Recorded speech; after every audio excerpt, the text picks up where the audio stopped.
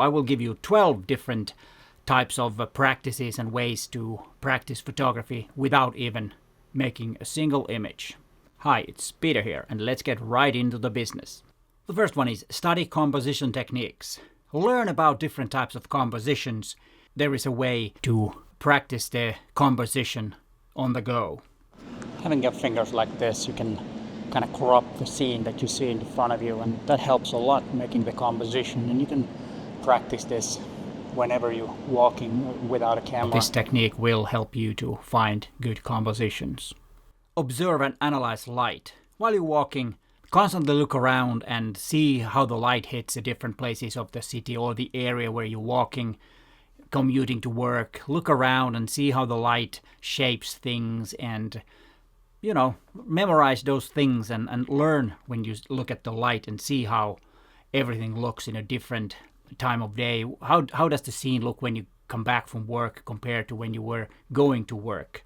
That's always a good practice, and you will learn a lot, and then when you have more time, you have kind of an idea what different places look like in a photograph.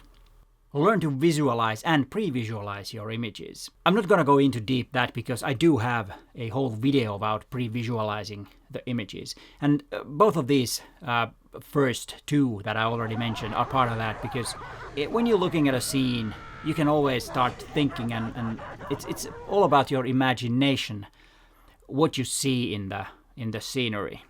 Study the work of masters. Buy a book or get one from the library, or if you already have books, go back to them and look at the images and see why those images are good and why do you like them, and get inspired by that. And exhibitions are a good way to get familiar with some photographic work when you see the real prints. That's always a kind of like an experience. And don't forget to go to exhibitions that are not the ones that you would normally go, and the images that you might not normally like. Try to understand what the photographer is trying to say with the images that he or she is presenting. It's a very good creative process for you to think about the images in an exhibition, even though you might not understand or like the images.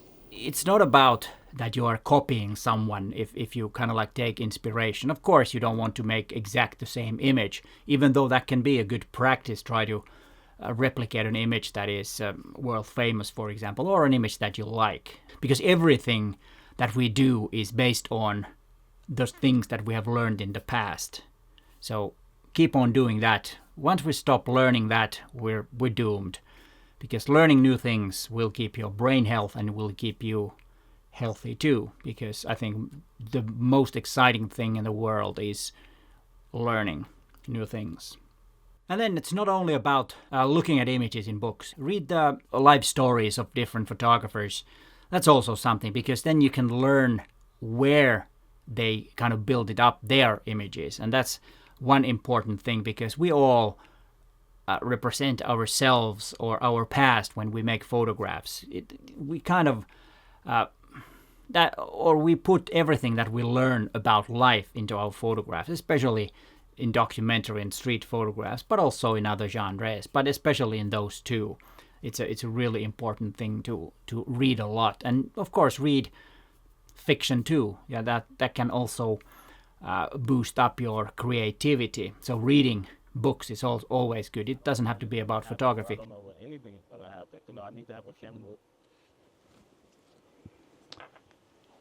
Join online classes to learn more about photography.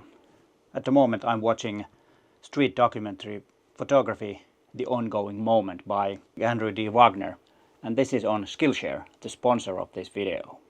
Skillshare is a great place to learn new skills and refresh and update existing skills that may be rusty. Skillshare is the largest online learning community for creatives, with thousands of classes led by industry experts in photography, storytelling, and more. Skillshare can help you take your career, skills, hobbies, passion, or side hustles to the next level. Skillshare is not just about individual classes, but also learning paths. The sequential curated collections of classes. I wish this learning path was online when I was starting my YouTube career. Now I learned the things hard way. This course would have made the learning a lot easier. And a bit more about the class that I'm taking right now. It's all about storytelling, because that is probably the hardest part of photography, and learning storytelling skills can elevate your photography. So that's a very crucial one for street photographers. To master the things after you've learned without the camera, you need to take your camera out. And this is exactly how Skillshare classes work. There is an assignment for everyone, and then you can submit the assignment and get feedback from the community. I think it's a great way to learn. And the first 500 that uses the link in the description down below will get a 1 month of free trial of Skillshare. Yeah, you should try it out and see what you can learn. And then number 7, practice describing scenes. When you're sitting somewhere waiting for someone and maybe you don't have your camera with you, start analyzing the scene and look at potential photographs. And if you have a lot of time, you can write down what you see and what type of images would be great there, or pre-visualize, like I was talking earlier, that if someone walks there, what kind of an image would I get on that, and describe how this might look in a rainy day, describe how this might look in the morning light or evening light, or opposite weather and all that kind of stuff. That will also kind of like boost up your creativity. And all this means that when you're doing these practices on your everyday life, once you have the time to photograph, you already are in the mood and in the groove to photograph. You already know and get a good starting point, because the hardest part in everything is to start. Once you get going, most of us can do just fine. And then number 8, learn post-processing techniques. Go back to your own images and learn how to edit your images, because editing is a big part of making the image. As I said earlier, constantly learn more and new things. That will boost up your creativity and that will elevate your photography. And then number 9, study the technical aspects. And this is really important. Even though the creativity and the expression is not about your technical skills, it's more about your creativity. But if you don't know any of the technical skills, you will limit your creativity, because you cannot produce the stuff that you might see in your mind. The technical things also include that learn your camera. And all this is that you should try to develop your artistic vision by all this creative boost that you might get from everything I've said so far.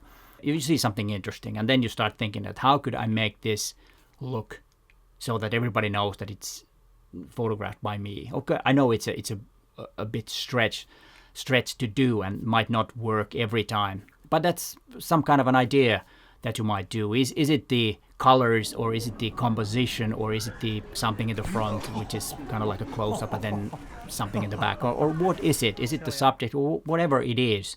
Try to be constant on that. So don't photograph everything. And then number 11, practice critique. When you're looking at other people's work, try to critique the photographs. Think what's good about this and why this photograph is something that you like or dislike. That could also be, because we don't have to like everything. We all prefer certain type of images over others and over other type, and that's totally natural. We like different things. As always, I will have an extra tip after tip number 12, and that is study history of photography. Learning from history is always a good thing, so that we don't make the same mistakes again. And then the extra tip, make a portfolio. This is really important, that you collect your best work and either online or get a small printer where you can hang them on the wall and play around with them. And looking at those images, you will learn about your own photography. And when you look at those images, you will get inspired. It kind of reminds you all constantly if you have them printed on the wall. And I hope these 13 tips about photographing without a camera will help you. And here is more for you to get inspired by. But hey, thanks for watching, and bye for now.